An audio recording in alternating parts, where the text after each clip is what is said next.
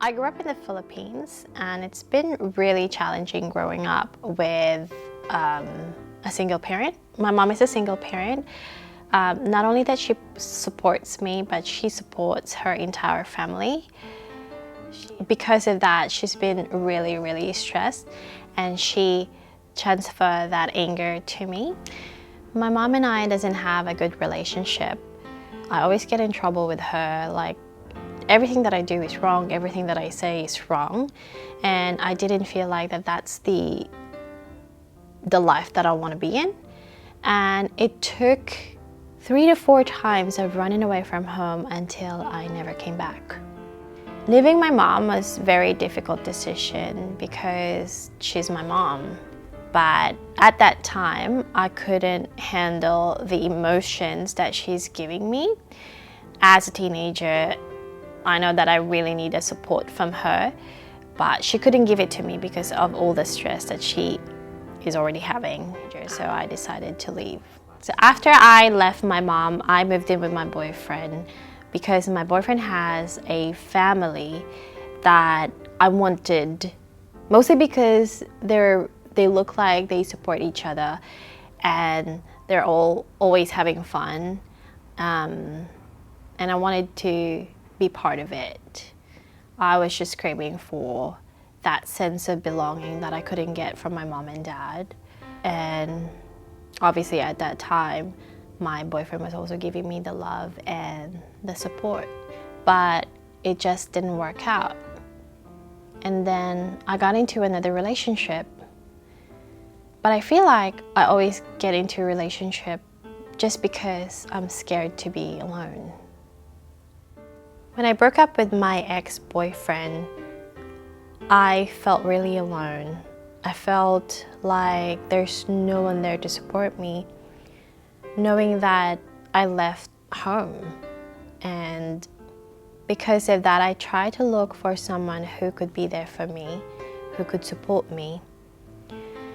And then I met another guy who would give me that support. But I feel like I was only in that relationship because of the support that he could give me, of the stability that he could give me. Because I was scared. It's not like I'm not working, like I could work. And at that time, I was also working. But the scare of just being on your own and no one's around you to help you when you have finances issue or other stuff, like I didn't like the feeling that no one's going to be there for me. In 2017, I decided to move to Australia. Moving to Australia was not easy, but I know I have to do it because I don't have anything anymore in the Philippines. That's what I felt back then. It just feels like a dead end to me, and I know that I have to get all my resources together and put everything I can just to get to Australia. And I did. The last time I saw my mom was when I was 23 years old, and now I'm turning 37. And I know I have to reach out to her, but I did actually. Last year, I tried to send her a message and I got a reply from her. But the reply that I got from her was that energy that I tried to avoid when I left. And I stopped. I didn't continue messaging or try to call her because the plan was to actually call her after the message. But when I saw that message, I just felt like I don't need this right now. My life in Australia is just starting and it's really difficult. And I don't think I can handle those energy. Well, the last time I saw my dad when I was young was when I was about 2 years old. And my mom and my dad broke up and they sent me to the province. But when I went back to the city, my dad was not there anymore. So I don't know anything about my dad.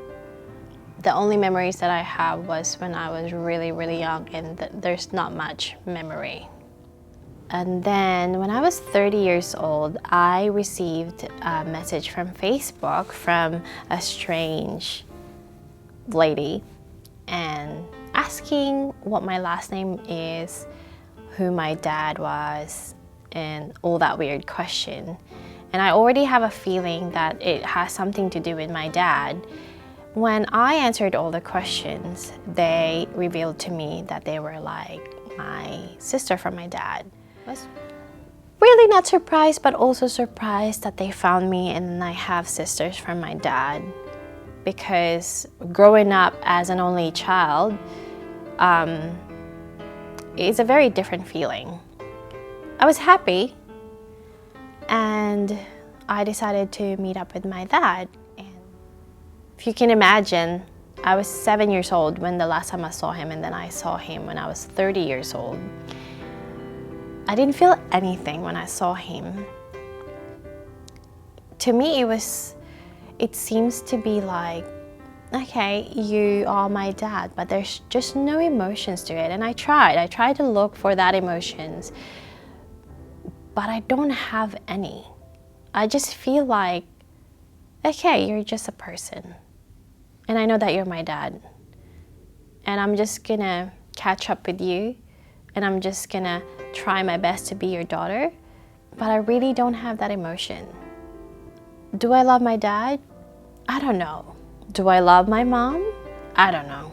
I just don't have any emotions. And I'm trying to look for that emotions. And they're really important to me because they're my parents. But aside from that, I couldn't find any emotions. I'm planning to visit the Philippines and visit my mom. I'm hoping that goes well. I'm gonna try to visit my dad as well. I've been in contact with my dad via Facebook more than my mom, and I feel like my mom deserves her daughter more than my dad, actually. But they both deserve their daughter. And when the borders open, I'm gonna try to go, and hoping it goes really well.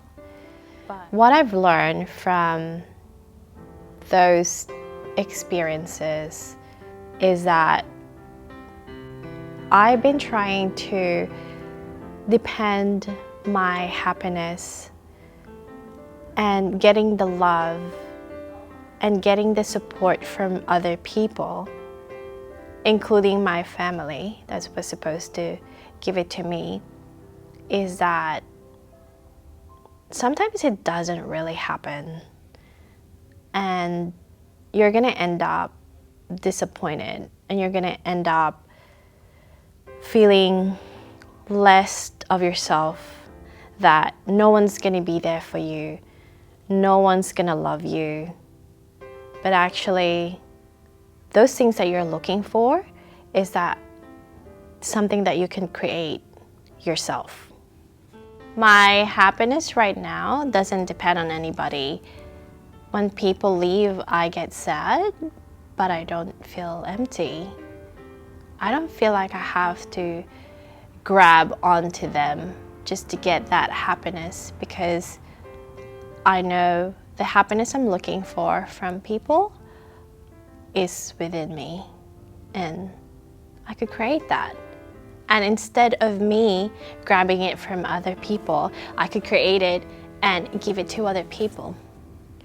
I feel like life is always gonna be a challenge. Life to me is like a game. You either quit or you keep playing until you win it. But like, we're not a quitter. That's why we're here in this life. And you're not supposed to quit life, because life is amazing. There's always something to be grateful for. And that's what you should keep looking for, instead of thinking that life is out there to get you, because it's not. It's just all in your head. There's always so many beautiful things, only if you open your eyes to it.